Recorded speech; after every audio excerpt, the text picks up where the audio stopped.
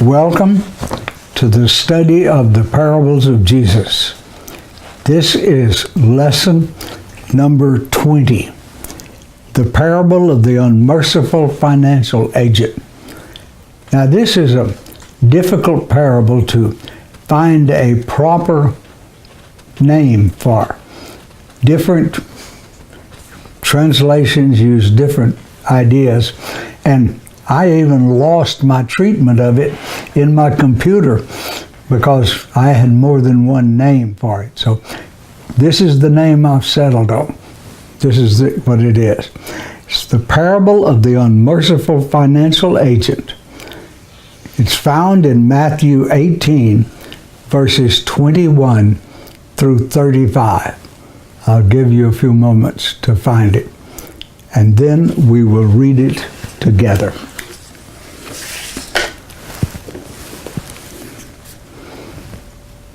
In the NIV, it's called the parable of the unmerciful servant. Then Peter came to Jesus and asked, "Lord, how many times shall I forgive my brother when he sins against me? Up to 7 times?" Jesus answered, "I tell you, not 7 times, but 77 times.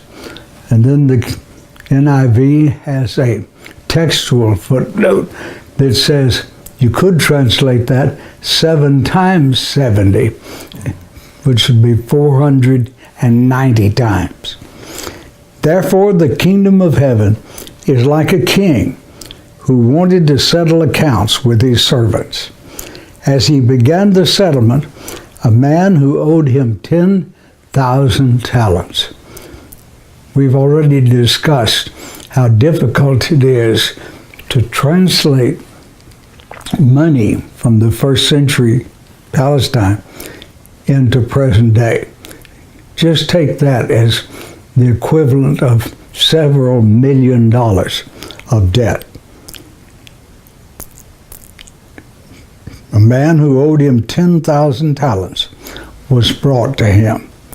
Since he was not able to pay, the master ordered that he and his wife and his children and all that he had be sold to repay the debt. The servant fell to his knees before him. "Be patient with me," he begged. "I will pay back everything." The servant's master took pity on him, canceled the debt, and let him go. But when the servant went out, he found one of his fellow servants who owed him 100 denarii. That's equivalent of about a third of a year's wages for a manual labor. He grabbed him and began to choke him. "Pay back what you owe me," he demanded. His fellow servant fell to his knees and begged him, "Be patient with me, and I will pay you back." But he refused. Instead, he went off and had the man thrown into prison until he could pay the debt. When the other servants saw what had happened, they were greatly distressed and went and told their master everything that had happened. Then the master called the servant in. "You wicked servant," he said, "I canceled all this debt of yours because you begged me to. Shouldn't you have had mercy on your fellow servant, just as I had on you?" In anger, his master turned him over to the jailers until he paid back all he owed. This is how my heavenly Father will treat each of you unless you forgive your brother from your heart.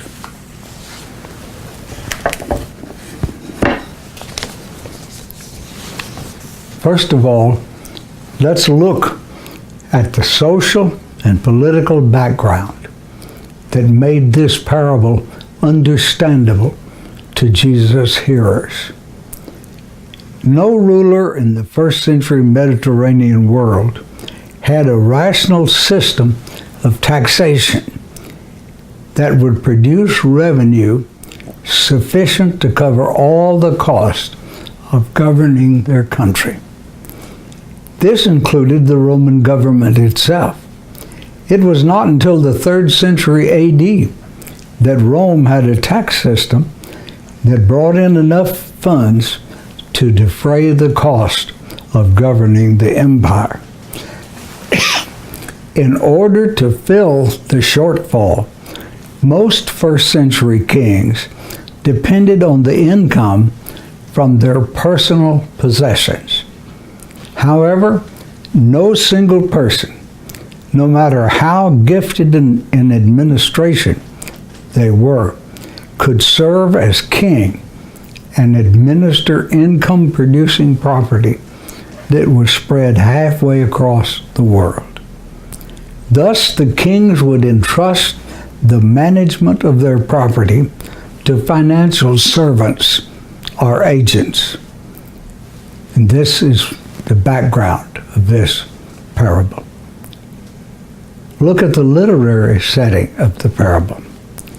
Matthew places this parable in the context of Jesus answering his disciples' question about who was greatest in the kingdom, the rule of heaven. We have recently studied the parable of the lost sheep, which precedes this parable in Matthew. Thus, the two parables are two different responses to the same question. The pericope that Matthew places immediately before recording this parable concerns how to treat a fellow believer who has sinned against another. The pericope Matthew places immediately before recording this parable concerns how to treat a fellow believer who has sinned against another believer. So you have that twin idea about the rule of heaven, who is greatest, and then how to treat one another. The purpose of the teaching in Matthew 18, 15 through 20, is to protect the harmony that should characterize the covenant people of God. Now, you have this triple theme coming together in this parable. Who's greatest? How do you treat your fellow believer? And how to keep harmony in the covenant people of God. And so you have all of those elements coming together in this parable. Peter realizes that protecting that harmony requires that believers would have to forgive one another. So he comes up to Jesus and asks, "Lord, how many times shall I forgive my brother who sins against me? Up to 7 times?" Peter seems to have arrived at the number 7 by taking the total number of times that the Jewish religious teachers taught that a Jew should forgive another Jew during a whole lifetime. And that number was 3. So Peter took that number 3, he doubled it, and just for good measure, he added 1 more. Imagine his shock when Jesus replies in effect that a believer must forgive another believer as often as they ask to be forgiven.